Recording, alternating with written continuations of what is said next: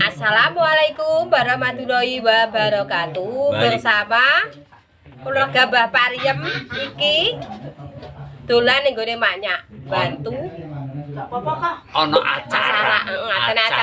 Anak acara apa? Makan bersama. Ya ada mangan. Dikasih rezeki sama Bunda Mama and Family, Dewi and Family.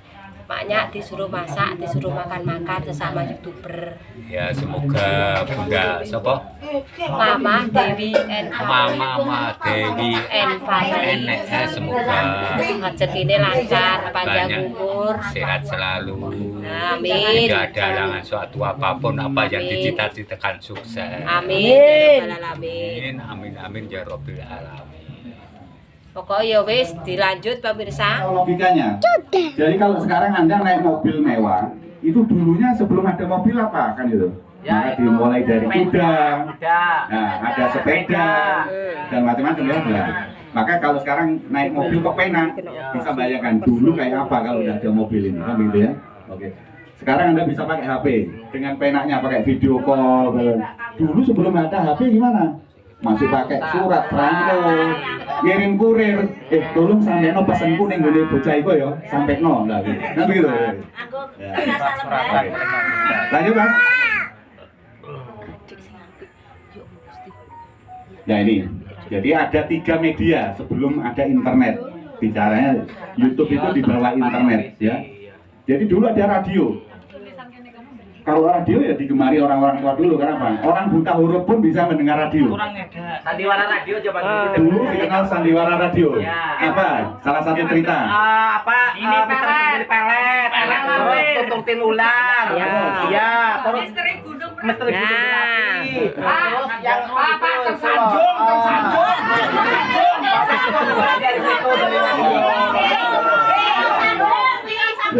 Dulu ada namanya butir-butir pasir. Ya, betul. Masih jumpai nggak kalian? Ya, saya ingat. Nanti ada lagi.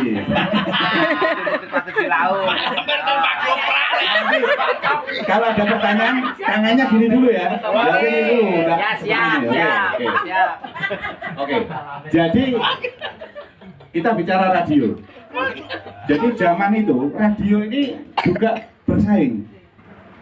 Apa yang dipersaingkan? Modulasi. Ini mungkin apa ini? Dulu ada radio AM dan FM. Kalau orang di desa-desa AM. Ya, bedanya apa? Kalau FM itu suaranya udah stereo. Kalau AM tidak. Tapi AM itu sampai ke sawah-sawah nyambung. Suaranya hilang-hilang tapi nyambung ya. Kalau FM tidak bisa. Nah dulu masih radionya pakai baterai. Ada radio Republik ngono ki radio. Nah, ya. RRI lah Republik Indonesia. Betul. Itu kayaknya ini ya. Itu kalau beli radio di toko bisa dikembalikan lagi. Kan dia ngomong, "Iki radio apa, Pak? Iki radio Philip." Kan dibawa pulang, disetel di rumah. Radio Republik Indonesia. Jadi radio Philip malah dia kembalikan lagi. Jadi bukan Republik tapi Republik jangkauan pemancar juga menentukan. Jadi ada radio itu kan hanya sak kecamatan saja, keluar dia putus. Tapi ada yang sak kabupaten, ada yang satu provinsi, ada yang nasional. Nah itulah persaingannya. Jadi yang modalnya besar, dia bisa bikin pemancar di mana-mana supaya pendengarnya lebih banyak. Terus kualitas suara. Jadi kadang-kadang kita tidak mau mendengarkan radio itu karena suaranya kemersek. Iya. Terus gini lagu-lagunya jelas. Terus ada kecakapan penyiar. Jadi penyiar itu ya digandrungi loh dulu. Iya, betul. Jadi penyiar ya, kadang ditunggu. Iya, Jam saknya ini penyiarnya, padahal nggak tahu cantik apa nggak tahu dia. Tapi suaranya Nempuk. Suaranya lantang. Terus dulu orang sering kesepian. Kalau sudah jam 12 malam itu tidak ada radio, tutup semua, mati. Ya. Tapi tiba-tiba ada satu radio yang on air 24 jam, maka semua orang muter di situ. Ini kelebihannya ya. Ini saya ceritain supaya gini. Jaringan ini juga harus nanti dan semuanya punya kelebihan. Ini dulu sekolahnya YouTuber ini di mana? Ini yang saya belum tahu. Kok ujuk-ujuk pinter-pinter ya loh. Ini sekolahnya yang di. Nah ini yang saya berheran-heran tadi. Ya artinya bersyukurlah kita semua, jaringan semua bisa. Orang tua kita ada yang sudah meninggal, belum sempat ketemu internet, belum sempat ketemu Facebook, ya. Tapi saya bersyukur saya ini menjumpai. Jadi saya mulai zamannya koran, kertas koran, radio, televisi, sampai internet, sampai ketemu yang namanya YouTube. Alhamdulillah saya masih jumpai. Ya. Nah ini mungkin materi yang mau saya bawakan. Mudah-mudahan tidak terlalu berat ya. Karena tak lihat ini Mbak. Ya, levelnya apa ya? Rentangnya cukup jauh ini. Jadi saya mungkin bicaranya nanti di tengah-tengah. Ya, jadi sing merasa pintar ya jangan ya harus sabar dulu ya, karena tapi yang merasa tidak menguasai nanti boleh tanya, jadi mungkin bahasa saya terlalu tinggi mungkin begitu ya. Jadi satu contoh ini judulnya media informasi di era 4.0. Kita itu sekarang sudah di era 4.0. Pertanyaannya kan 1.0-nya kapan ya? 2.0-nya kapan? Ya sudah kita ngikut aja. Kita ini termasuk generasi keempat, bisa ketemu namanya internet ya. Jadi sekali lagi kita harus bersyukur karena di era internet ini merubah peradaban yang dulu tidak bisa sekarang jadi bisa. Ya satu contoh, kalau kita punya keluarga jauh itu kita kirim surat lewat pos 10 hari baru nyampe, terus dia balas dikirim lewat pos juga 10 hari lagi baru nyampe. Padahal situasinya sudah berubah, tapi sekarang kita langsung real time bisa video call, kelihatan wajahnya, kelihatan tempatnya ya. Jadi ini yang teknologi yang majunya cukup besar. Ya terus ya acung jempol terus sudah parang. Ini di Sambi ya, di suguhannya. Sebelum ngomong banyak mungkin karena tadi banyak yang belum kenal, jadi ini saya kenalkan dulu. Mudah-mudahan tidak menyinggung.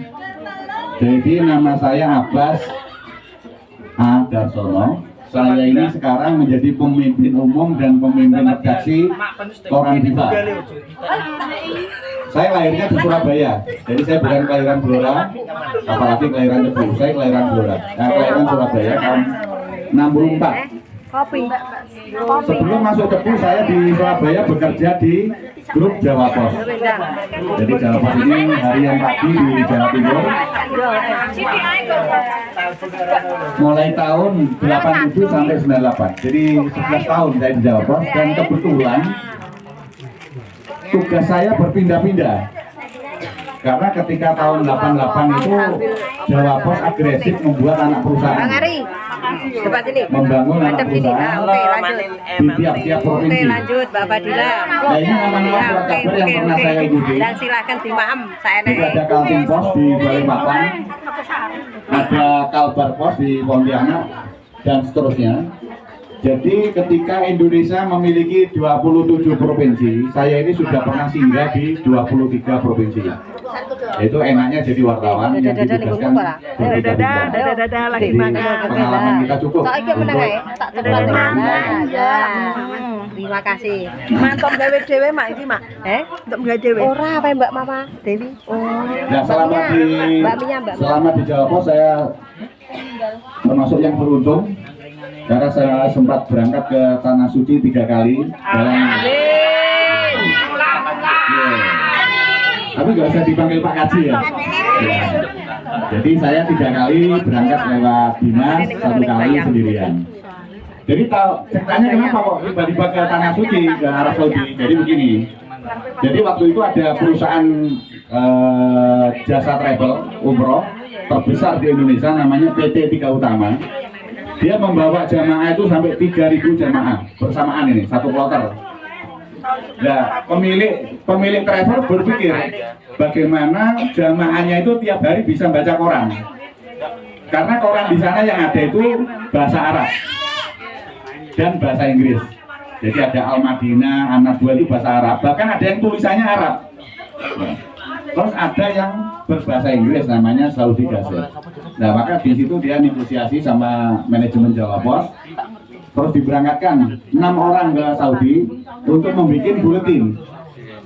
Jadi jamaah yang 3.000 orang itu setiap hari dapat fotokopian informasi berita-berita yang tim saya yang membuat setiap hari. Berhasil dengan perusahaan travel. Tahun berikutnya kita diundang oleh Departemen Penerangan. Jadi kalau musim haji itu di Arab Saudi itu selalu ada koran berbahasa Melayu atau bahasa Indonesia, supaya jamaah haji itu tidak jenuh. Di sana masih bisa baca-baca itu. Nah di situ untuk yang pertama kita kerjasama dengan Al Madinah. Koran itu 24 halaman, yang 4 halaman diisi bahasa Indonesia. Yaitu yang isi saya bersama kawan-kawan. Tahun 93 diulang lagi, beda surat kabarnya. Jadi kalau yang pertama di Al Madinah, yang kedua di An-Nadwa. Sama. Kami berenam itu mengisi 4 halaman yang ada di sana. Allah Akbar. Tidak melok kampanye. Ini juga keberuntungan saya. Jadi selama saya di Jawa Pos, saya sempat diberangkatkan ke Amerika dan Eropa untuk belajar cetak jarak jauh, bahasanya remote system printing. Jadi pertama ke Amerika, itu kita mengunjungi 3 surat kabar, USA Today, San Francisco Chronicle, dan Palo Alto Weekly. Di sana kita belajar kayak apa. Jadi kayak USA Today angka 19 tahun, rutin terbit. Ini legalitas yang dimiliki oleh Koran Diva. Jadi sebuah surat kabar itu harus memiliki legalitas. Tujuannya apa? Ada pertanggungjawaban secara hukum. Jadi kalau ada orang bikin penerbitan tanpa legalitas, itu kalau kena perkara, wartawan atau pemretnya bisa dihukum. Bisa dihukum karena apa? Ada pelanggaran undang-undang, yaitu perbuatan tidak menyenangkan. Jadi berita ditulis ada orang tersinggung. Loh ini jenengku kok mbok elek-elekno ning kene iki, dituntut. Maka ada wartawan yang bisa dihukum. Kenapa? Karena perusahaannya tidak memiliki izin. Tapi kalau perusahaannya memiliki izin, prosedurnya udah beda. Jadi kebetulan di sini ada rekan polisi yang mungkin juga sudah paham tentang peraturan itu. Jadi kalau perusahaan penerbitan atau yang menerbitkan itu memiliki badan hukum, ketika mendapat gugatan atau tuntutan, itu arahnya ke Dewan Pers. Dewan Pers akan bersidang melihat berita yang dibuat atau foto yang dimuat itu masih merupakan karya jurnalistik atau sudah sentimen. Satu contoh yang kita pernah dengar, majalah Tempo itu membuat cover wajahnya Pak Jokowi tapi hidungnya panjang. Pernah lihat ya? Kayak Pinocchio. Maka kelompoknya Pak Jokowi komplain, ini Tempo harus digugat, yang gambar harus dihukum kan gitu, maka dituntut. Maka polisi yang mendapat laporan karena Tempo itu punya PT dan juga sudah mendapat SK Menkumham, diarahkan ke Dewan Pers dulu. Artinya polisi ini konsultasi. Pak Dewan Pers, nek koyong ini melanggar apa enggak? Nih kode etik jurnalistik. Maka Dewan Pers bersidang, dikaji. Oh tidak, ini masih karya seni. Ini contohnya. Termasuk ada Habib Rizik digambar teleponan sama seorang wanita. Ya kan? Itu gedungnya Tempo langsung digerutuk berapa truk orang FPI. Kalau websitenya itu masih isinya enteng-enteng nggak masalah. Jadi kayak isinya tentang keluarga sendiri ya, nggak masalah. Tapi kalau Anda sudah mulai menulis tentang orang lain, terus dimasukkan di website, nggak orang yang dimasukkan tadi tersinggung atau keberatan, wah ini penghinaan ini. Nah, ini penghinaan. Saya lagi mandi kok difoto. Ya toh, padahal saya masih pakai baju, harusnya buatnya setelah tidak pakai baju kan ya, marah, dilaporkan. Ini bisa kena karena apa? Urusannya pribadi. Anda ditanya legalitasnya mana, ada.